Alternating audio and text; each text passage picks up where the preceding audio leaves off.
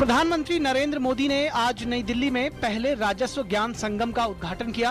प्रधानमंत्री ने इस संगम में प्रत्यक्ष एवं अप्रत्यक्ष कर विभाग के शीर्ष अधिकारियों के साथ इन क्षेत्रों से संबंधित महत्वपूर्ण नीतिगत विषयों और नए सुझावों पर संवाद स्थापित किया। ये सम्मेलन 2 दिन तक चलेगा। ये पहला मौका है जब दोनों राजस्व बोर्ड यानी सीबीडीटी और सीबीईसी एक साथ सम्मेलन कर रहे हैं। राजस्व ज्ञान संगम में शिरकत कर रहे सीबीडीटी और सीबीईसी के अधिकारियों ने प्रधानमंत्री को अपने अपने विभाग की कार्यप्रणाली के संदर्भ में जानकारी दी और उसे और बेहतर बनाने के लिए कई सुझाव भी पेश किए। केंद्रीय गृह मंत्री राजनाथ सिंह ने तटीय सुरक्षा की समीक्षा के लिए 9 तटीय राज्यों और 4 केंद्र शासित प्रदेशों के शीर्ष अधिकारियों के साथ आज बैठक की। राजनाथ सिंह ने मुंबई में तटीय राज्यों के गृह मंत्रियों, मुख्य सचिवों और पुलिस महानिदेशकों के साथ एक सुरक्षा बैठक की अध्यक्षता की। गृह मंत्रालय की सीमा प्रबंधन विभाग ने इसका आयोजन किया। सस्ती और सुलभ हवाई यात्रा को आम लोगों तक पहुंचाने के लिए मोदी सरकार ने एक बड़ी पहल की है। नई एविएशन पॉलिसी के द्वारा न सिर्फ किरायों में कटौती की गई है, बल्कि इस क्षेत्र में ढांचागत विकास के लिए भी गेम चेंजर पॉलिसी लागू की जा रही है। इस पहल से रोजगार के अवसर तो पैदा होंगे ही, साथ ही पर्यटन को बढ़ावा भी मिलेगा। बढ़ती महंगाई के खिलाफ मोर्चा खोलते हुए केंद्र सरकार ने राज्यों को मांग और आपूर्ति में कमी करने के लिए उचित कदम उठाने के निर्देश दिए हैं। प्रधानमंत्री के निर्देश पर वित्त मंत्री अरुण जेटली ने कुछ राज्यों में दालों और सब्जियों की किल्लत पर कल उच्च स्तरीय बैठक की और महंगाई पर लगाम लगाने के लिए सख्त कदम उठाने के निर्देश दिए। नीति आयोग के उपाध्यक्ष अरविंद पनगढ़िया ने कहा है कि चालू वित्त वर्ष में भारत की आर्थिक वृद्धि दर अच्छे मॉनसून और विनिर्माण में तेजी के साथ 8% को पार करेगी। उन्होंने कहा कि कृषि क्षेत्र के प्रदर्शन में सुधार हुआ है और कारोबारी सुगमता से भारतीय अर्थव्यवस्था को मजबूती मिली है। टॉपर्स घोटाला मामले में बिहार स्कूल बोर्ड के पूर्व चेयरमैन लालकेश्वर प्रसाद और उनकी पत्नी पूर्व जदयू विधायक उषा सिन्हा के खिलाफ अरेस्ट वारंट जारी किया गया है। पटना की एक अदालत ने इन दोनों के खिलाफ वारंट जारी किया है।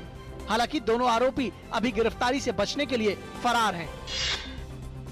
कांग्रेस के पंजाब प्रभारी बनाए गए कमलनाथ ने विवादों को देखते हुए इस पद से इस्तीफा दे दिया है। उन्होंने पार्टी अध्यक्ष सोनिया गांधी को खत लिखकर उन्हें पंजाब के प्रभारी पद से मुक्त करने का अनुरोध किया, जिसे स्वीकार कर लिया गया। राष्ट्रपति प्रणब मुखर्जी अपनी 3 अफ्रीकी देशों की यात्रा के अंतिम चरण में नामीबिया की राजधानी विंडहॉक पहुंच गए हैं। वहां उनका गर्मजोशी से स्वागत किया गया।